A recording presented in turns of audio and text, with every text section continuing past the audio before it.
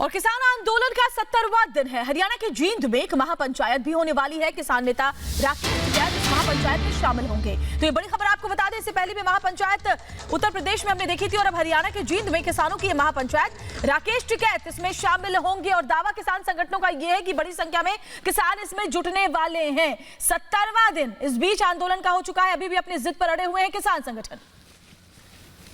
तो बीते 70 दिन से बॉर्डर जो घमासान है अपनी मांगों को लेकर देश के अन्नदाताओं का, वो बरकरार है। 70वां दिन आज हो चला है।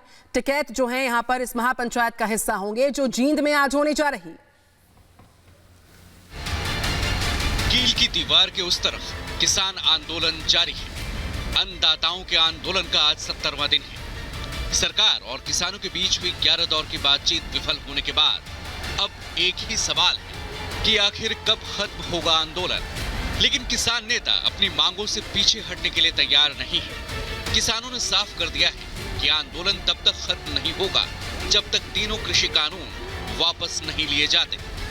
संवाद और समाधान के बीच झूलते इस आंदोलन को लेकर सवाल और सस्पेंस बरकरार है। और इस बीच हरियाणा के जींद की कंडेला खाप के ऐतिहासिक चबूतरे पर किसान आंदोलन की आगे की रणनीति तैयार होगी, जिसमें राकेश टिकैत भी शामिल होंगे। पंचायत में जाएंगे मीटिंग के लिए। कहाँ पे हो रही है? सोनीपत में कह रही थी कि महापंचायत होनी है आप लोगों की। जींद में। हाँ जी, जाऊंगा।